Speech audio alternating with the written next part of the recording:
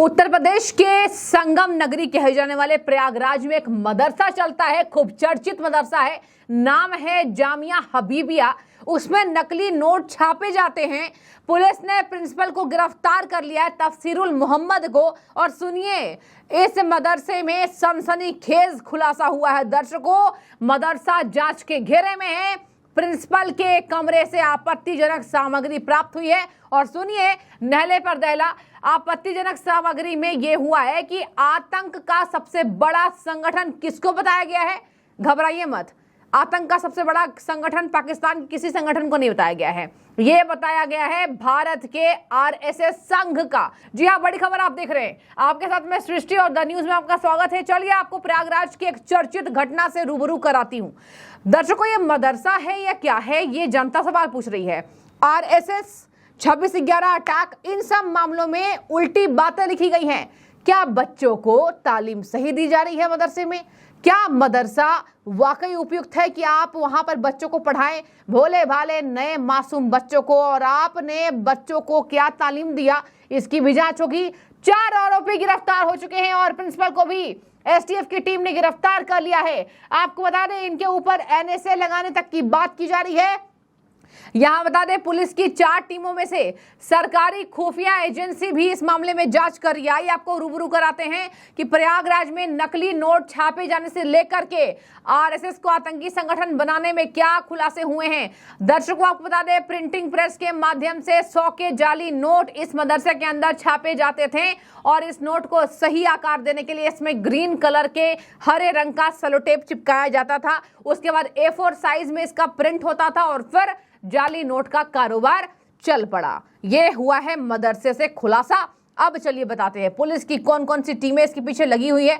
और 4 आरोपियों में एक प्रिंसिपल तफसीरुल मोहम्मद साहब हैं, जिनको गिरफ्तार किया जा चुका है। उन्होंने बड़े राज अब उगलेंगे, ऐसा पुलिस को यहां पर अंदेशा है कि उनके साथ जो जांच अब चलेगी, पूछताछ होगी, उसमें वो बड़े राज उगलेंगे। अब मैं आपको बता दूं, एक और बात जानकर आप हैरान हो जाएंगे कि ये एक महाराष्ट्र के पुलिस अधीक्षक के द्वारा लिखी गई किताबें हैं जो प्रकाशित होती हैं। और इसमें आरएसएस को आतंकी संगठन बनाया गया है। बता दें आपको, जामिया हबीबिया मस्जिद आलम जाली नोट छापे जाने के कारण जांच के दायरे में आ चुका है। जांच के क्रम में मदरसा को लेकर बड़ा विस्फोटक खुलासा हुआ है। बड़ी खबर, जहां राष्ट्र स्वयं सेवक संघ से जुड़ी कई किताबें मिली हैं।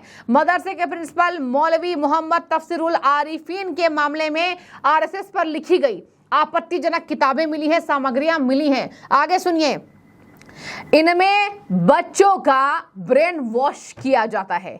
यह है उत्तर प्रदेश सरकार, यह है योगी सरकार, यह है बीजेपी सरकार जिसने मदरसे का खुलासा कराया। दर्शकों, प्रयागराज ही नहीं, उत्तर प्रदेश में कई ऐसे अवैध मदरसे हैं जो सरकारी जमीनों पर बने हैं या फिर स्कूल की जमीनों पर बने हैं, कॉलेज की जमीनों पर बने हैं। उसको भी खाली कराने का काम योगी आदित्यनाथ जी करते आ रहे हैं। आप देखिए ना, अभी मैंने आपको 4 दिन पहले एक खबर बताई थी जहां अवैध मदरसे को लेकर जांच के दायरे में वहां के स्थानीय लोग भी आए थे। स्थानीय लोगों ने बोला पुलिस छेड़छाड़ करेगी तो हम बताएंगे, ये धमकी दे दी गई थी। उसके बाद से मामला जो है वो पुलिस के हाथे पूरा गया। और जब पता चला कि मदरसा अवैध जमीन पर बना हुआ है, एक मदरसा नहीं है उत्तर प्रदेश का, यहाँ लाखों मदरसा ऐसा है जो अवैध रूप से चल रहा है। और दर्शकों, यहाँ क्या ब्रेन वॉश कराया जाता है, आप बखूबी इस खबर के माध्यम से समझ रहे होंगे।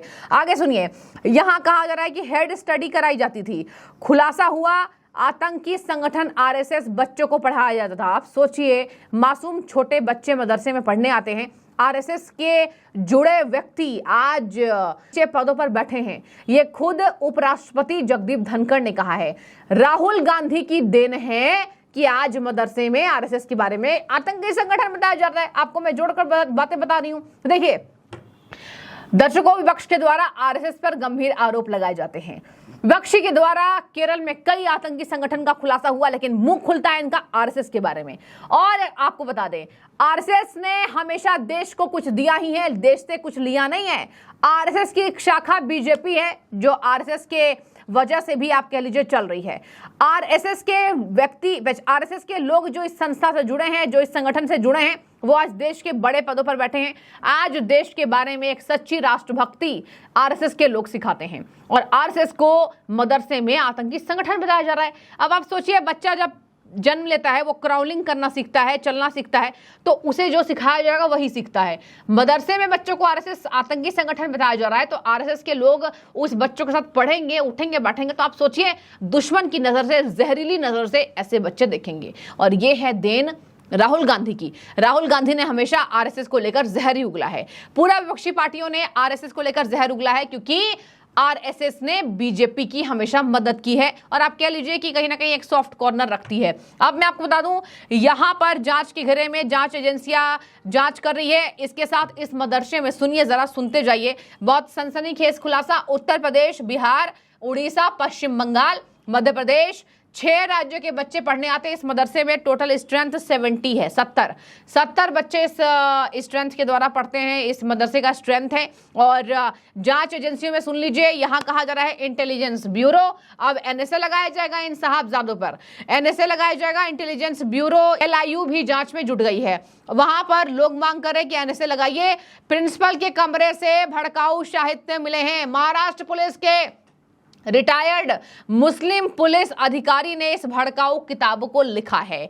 जांच एजेंसियां उर्दू साहित्य से जुड़ी किताबों की भी पड़ताल कर रही है। बता रहे आपको, यहां आरएसएस मुल्क में सबसे दहशतगर्द तंजीम है, ये कहा गया है। इन भाई साहब के मुंह से आतंकी संगठनों जैसे मोहम्मद सुन लेते हम तो हमें उतनी हैरानी नहीं होती कि चलिए वो आतंकी संगठन है, लेकिन आरएसएस को जो राष्ट्रभक्ति, देशभक्ति में तब्दील पूरी जनता को करने के लिए अपने अधिकार को दिखाती आई है, और आरएसएस जैसी संगठन को यहाँ पर आतंकी संगठन बताना, यही वजह है कि ये लोग जांच के दायरे में आ गए हैं। इसके साथ सुन लीजिए, यहाँ पर कहा जा रहा है कि पुलिस उन आरोपियों को नहीं छोड़ेगी जिनका नाम इसमें सामने आ रहा है। तो प्रयागराज के मदरसे में हेड स्टडी नकली नोट की भी चल रही थी छपाई, और जमकर कहा जा रहा है कि केवल 100 के ही नोट नहीं, 200 के नोट भी जाली छापे जाते थे। आरएसएस से जुड़ी किताबें मिली हैं। आप समझ जाइए कि प्लानिंग कितनी बड़ी होगी और कितनी लंबी प्लानिंग होगी। जाली नोट छापने से लेकर के, एक तो देखिए धांधली हो गई, और इस धांधली में भी ये लोग अंदर जाएंगे।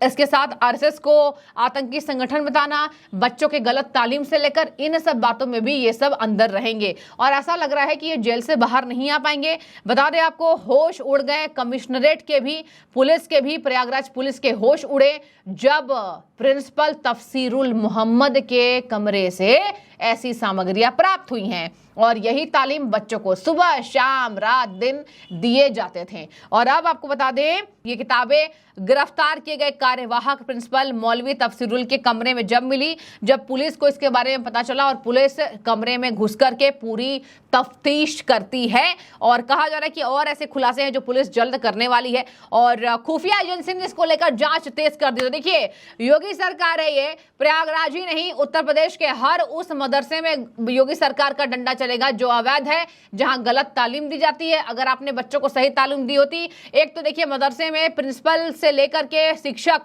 को पढ़ा लिखा होना चाहिए। बीच में हमने ये प्रावधान उत्तर प्रदेश कैबिनेट में पास कराते हुए देखा था कि मदरसे में अब कोई ऐसा व्यक्ति नहीं पढ़ाएगा जो बिल्कुल अनपढ़ है। अनपढ़ लोगों की तालीम कहीं ना कहीं बच्चों को एक गलत संदेश की ओर ले जाती है, और यही वजह है कि यहाँ पर अनपढ़ जैसे प्रिंसिपल हो गए मदरसे में। हमने देखा कि कई बार ऐसे लोग पाए जाते हैं। अब देखने वाली बात होगी कि यहाँ पर इस मदरसे के जांच के बाद से कितने लोग गिरफ्तार होते हैं, और क्या प्रयागराज की जांच की आंच अलग अलग राज्यों में भी लेकर जाएगी। अगर उत्तर प्रदेश सरकार चौकन्नी हो गई है तो देखा देखी इसकी अलग सरकारें चौकन्नी होगी। अब आपको मैंने 6 राज्य बताएं, पश्चिम बंगाल, उड़ीसा और बिहार और तमाम जगह जहां पर इसके मदरसे के लोग जो है वो जुड़े हुए थे, उन मदरसों पर भी जैसे अलग अलग राज्यों के नाम जो आए उस पर भी जांच चलेगी। और इसी के साथ आपत्तिजनक तस्वीरें मिलने से मामला हो गया गंभीर, तो पुलिस की टीम पहले तो प्रयागराज के मदरसे को नहीं छोड़ेगी, उसके बाद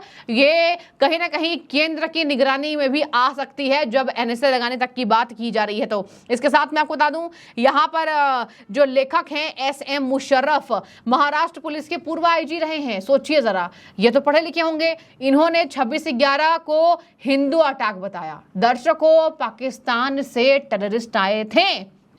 26/11 में हमने अपने महान देशभक्तों को खोया है।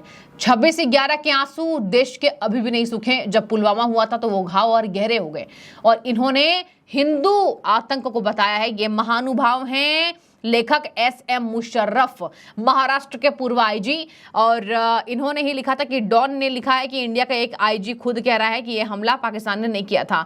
इसके साथ आपको बता दें, पाकिस्तान के डॉन अखबार ने कहा है कि देखिए, हिंदुस्तान का पुलिस महानिरीक्षक ये कह रहा है, आईजी कह रहा है कि हमला पाकिस्तान ने नहीं किया, हिंदुस्तान ने कराया है। सोचिए जरा। तो क्या आपको भी लगता है ये मदरसे पर जांच की आज से योगी सरकार का कुनबा बढ़ा, और ऐसे कई जांचें होनी चाहिए, ये कंटिन्यू सरकार को करना चाहिए? कमेंट में बताइए। बहुत सनसनीखेज खुलासा हुआ है, आगे इस पर अपडेट आएगी तो हम आपको जरूर इससे रूबरू कराएंगे। शुक्रिया दर्शकों।